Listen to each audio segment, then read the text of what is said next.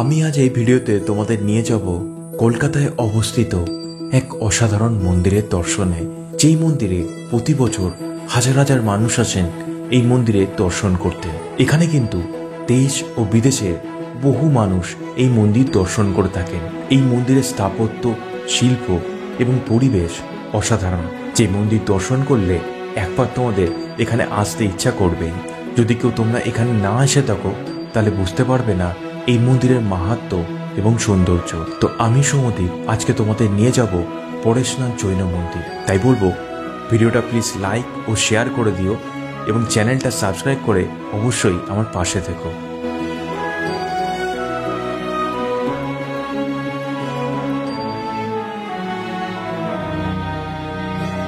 Hi friends, welcome to my new blog. কেমন আছো সবাই? আশা করি তোমরা সবাই ভালো আছো, সুস্থ আছো। আমি আজ চলে এসেছি জৈন মন্দির। এই পরেশনাথ জৈন মন্দির কিন্তু 156 বছর পুরনো। এই মন্দিরে আসলে কিন্তু মন সহ সব কিছু কিন্তু ভালো হয়ে যায়।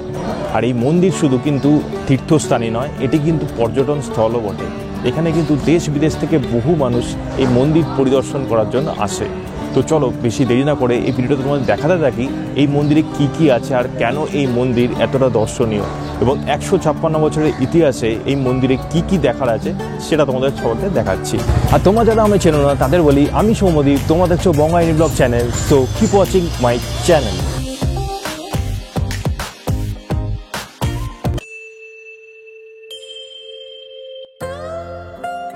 মন্দিরের প্রবেশের মুখে পড়বে একটি রাস্তা, যার দুই পাশের দেওয়ালে চিত্রকল্প দ্বারা ফুটিয়ে তোলা হয়েছে জৈন ধর্মের বিভিন্ন কাহিনীকে। মন্দিরে ঢোকার আগে তাই দুপাশে দেখতে দেখতে প্রবেশ করো মূল মন্দিরের দিকে। এখানে মোট 4টি মন্দির আছে।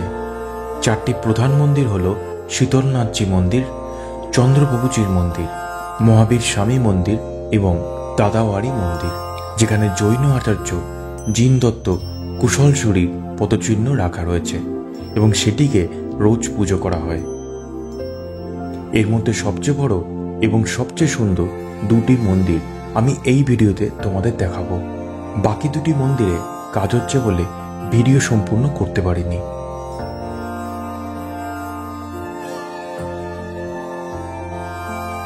মন্দিরের প্রবেশের মুখে আছে বাইক রাখার জায়গা। যারা বাইক নিয়ে আসবে এখানে পার্কিং করতে পারো বিনামূল্যে। মন্দিরের প্রধান দ্বারটি সুবিশাল এবং তার বাঁদিকে আর ডান দিকে রয়েছে 2টি সিংহ মূর্তি। চলো এবার ভেতরে প্রবেশ করা যাক। আমি প্রথম প্রবেশ করছি শীতলনাথজি মন্দির। ভিতরে প্রবেশ করার পর এত সুন্দর এক মন্দির থেকে মুগ্ধ হতে হয়। কাঁচ আর মার্বেল পাথর দ্বারা নির্মিত এই অসাধারণ মন্দির দেখে মনে হবে যেন অন্য কোনো এক দেশে এসে গেছি। আর এই কারণেই দেশ ও বিদেশের বহু মানুষ কিন্তু এই মন্দিরে দর্শন করতে আসেন। এখানে এসে ঘুরে গেলে তোমরা বুঝতে পারবে এই মন্দিরটি সবচেয়ে বড় এবং সাজানো গোছানো। সম্পূর্ণ এই মন্দিরের বাইরে বাগানের মধ্যে যতগুলো মূর্তি আছে তাতে কিছুটা ইউরোপিয়ান স্থাপত্যের নিদর্শন পাওয়া যায়, অর্থাৎ মূর্তিগুলি বিদেশি ঘরানার কিন্তু দেখতে। পুরাণ মতে শীতলজি ছিলেন 10তম জৈন তীর্থঙ্কর এবং তাই তার স্মৃতি উদ্দেশ্যে এই মন্দিরটি নির্মাণ করা হয়েছিল। মন্দিরের চারপাশে খুব সুন্দর ফুলের বাগান আছে আর আছে খুব সুন্দর সুন্দর মূর্তি। মন্দিরের বাইরে ভারতীয় এবং বিদেশি গাছপালা সহ বাগানটিকে মন্দিরের সেরা আকর্ষণীয় স্থান বলে মনে হয়। বাগানটির মাঝখানে ভাস্কর্য এবং ফোয়ারায় পরিপূর্ণ। এটি একটি স্থাপত্য ও শৈল্পিকতার একটি সাক্ষ্য হিসাবে বিবেচিত হয়। এই মন্দিরে অবশ্যই তোমরা বিকেলে দর্শন করো, তাহলে দিনের বেলা আর রাতের বেলা দৃশ্য দুটোই দর্শন করতে পারবে তোমরা। দিনের বেলা এই মন্দির দর্শনে এক অন্যরকম রূপ পাবে এবং রাতের বেলা যখন আলো জ্বলে উঠবে সেই মন্দিরের ভেতর কাঁচ এবং মার্বেলের উপর আলোর একটা ফলক অসাধারণ একটা অনুভূতি সৃষ্টি করবে। মন্দিরের কাজ দেখে মনে হয় যেন রাজস্থানে কোনো মন্দিরে এসে গেছি। এই মন্দিরটি নির্মাণ হয়েছিল 1867 সালে এবং নির্মাণ করেছিলেন রায় বদ্রীদাস বাহাদুর। তিনি পেশায় ছিলেন একজন রত্নজীবী এবং নিজেকে তিনি মানব সেবায় অর্পণ করেছিলেন। তিনি 1853 সালে লখনৌ থেকে কলকাতায় আসেন এবং নিজস্ব গুণে কলকাতার শ্রেষ্ঠ রত্নকারদের একজন হয়ে ওঠেন। 1871 সালে তৎকালীন কলকাতার ভাইসরয় লর্ড মেয়ো তাকে প্রধান রত্নকার পদ প্রদান করেন এবং সাথে তাকে রায় বাহাদুর উপাধিও দেন। তিনি কলকাতার national Bengal chamber of commerce and ইন্ডাস্ট্রিতে ফাউন্ডিং চেয়ারম্যান হিসাবেও ছিলেন। শীতলজি মন্দিরের ঠিক ডান দিকেই রয়েছে চন্দ্রপ্রভু মন্দির।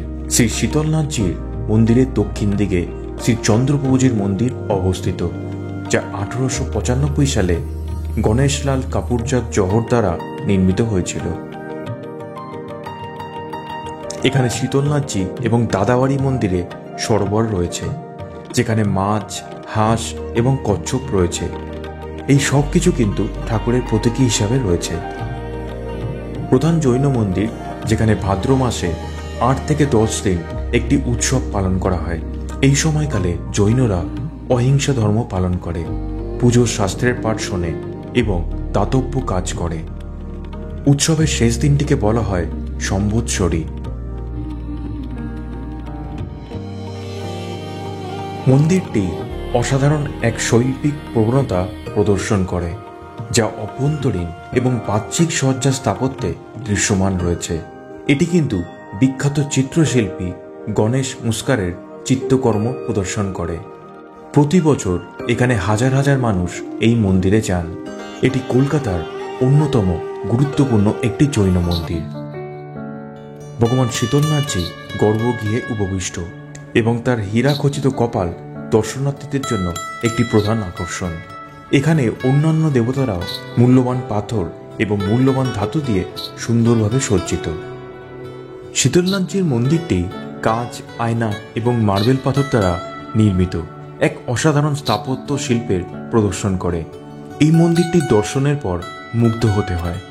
মন্দিরের ছাদে এক অদ্ভুত শিল্পকলার নিদর্শন দেখা যায়। এই মন্দিরে যেহেতু হীরের টিপ দেওয়া আছে শীতলনাথজিকে, তাই এখানে কিন্তু ভিডিওগ্রাফি করা যায় না। এটি কিন্তু স্ট্রিক্টলিভাবে প্রহিবিটেড। মন্দিরের অভ্যন্তরীণ অংশগুলো উচ্চমানের আয়না এবং কাঁচ দিয়ে কিন্তু সজ্জিত। তাতে বেশিরভাগই রোমান সংস্কৃতির প্রদর্শন দেখা যায়। অসাধারণ এই জৈন মন্দিরটি ঝাড়বাতিটি সিলিংকে আরও সাজিয়ে তোলে এবং অসাধারণ এক সৌন্দর্য প্রদান করে। মেঝেটি মার্বেল দিয়ে প্রশস্ত করা হয়েছে এবং তাতে সূক্ষ্ম ফুলের নকশা দিয়ে অলঙ্কৃত করা হয়েছে, যা এই বিশাল স্থাপত্যকে একটি উৎকৃষ্ট চেহারা প্রদান করে। মন্দিরের দেওয়ালগুলিতে প্রখ্যাত চিত্রশিল্পী গণেশ মুস্কারের চিত্র দ্বারা কিন্তু শোভিত করা হয়েছে। আমি আগেও বলেছি, তাই মন্দিরের প্রবেশদ্বারটি চমৎকারভাবে নজর কাড়া। এখানে একটি দোকান আছে, এখান থেকে কেনাকাটি করতে পারো তোমরা।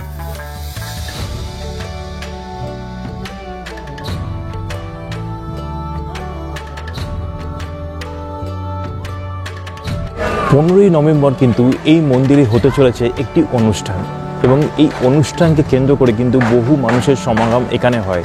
তাই তোমরা যদি 15ই নভেম্বর এই মন্দিরের সমাগমে অংশগ্রহণ করো তাহলে কিন্তু খুবই ভালো লাগবে, কারণ এত সুন্দর একটা সমারোহ হয় এটা আগে শুনেছি। তো অবশ্যই তোমরা আসার চেষ্টা করো। এখন আমি যাচ্ছি দাদাজিকা টেম্পল। জৈন মন্দিরের আরেকটি টেম্পল হলো এই দাদাজিকা টেম্পল। এই টেম্পলটি লাল রঙের। চলো ভিডিওটা দেখতে থাকো। আমি এবার প্রবেশ করছি দাদাবাড়ি মন্দির। বাইরের লাল রঙের মন্দিরটির ভিতরের অংশ কিন্তু সম্পূর্ণ রকম সাদা এবং এটি কিন্তু পুরোপুরি সাদা মার্বেল দ্বারা নির্মিত।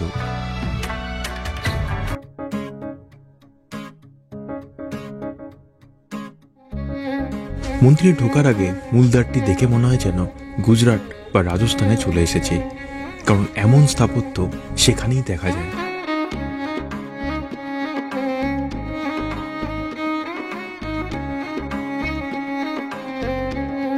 দিনের আলোয় আর আলো জ্বলা অবস্থায় এই মন্দিরের গেটের দৃশ্য তোমাদের দেখালাম।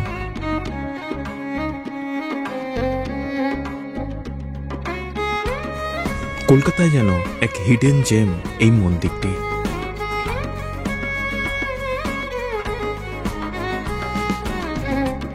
এই মন্দিরটি স্থাপন করা হয়েছিল 1810 সালে।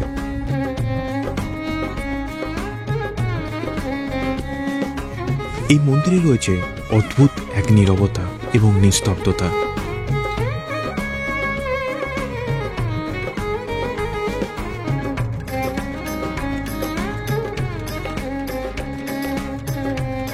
দরজার এই কাজটি অসাধারণ, যা এখনকার সময়ে শিল্পের মধ্যে দেখা যায় না। এখানে সাদা মার্বেল দ্বারা নির্মিত মন্দিরটি হল জিনচন্দ কুশল সুরির। অসাধারণ সুন্দর একটি মন্দির এটি।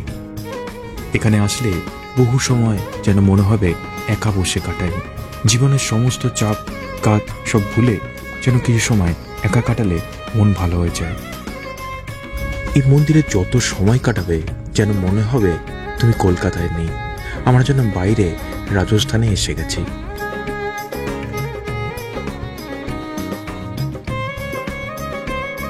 মন্দিরটির প্রতিটি কোণ থেকে দেখলে এই মন্দিরের সৌন্দর্য যেন এক অসাধারণ অনুভূতি সৃষ্টি করে। তোমাদের আগেই বলেছি এই মন্দিরটি হল জিনচন্দ কুশল সুরির। এখানে তার পদচিহ্ন রাখা আছে, আর তারই এখানে পুজো করা হয় রোজ।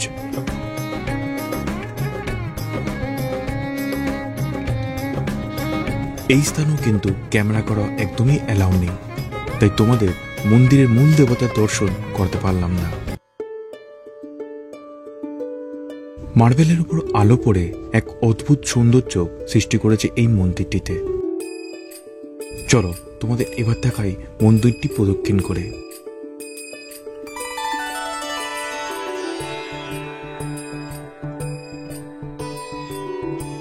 এই মন্দিরটি হল মহাবীর স্বামীর মন্দির। এই মহাবীর স্বামী ছিলেন 24তম জৈন তীর্থঙ্কর।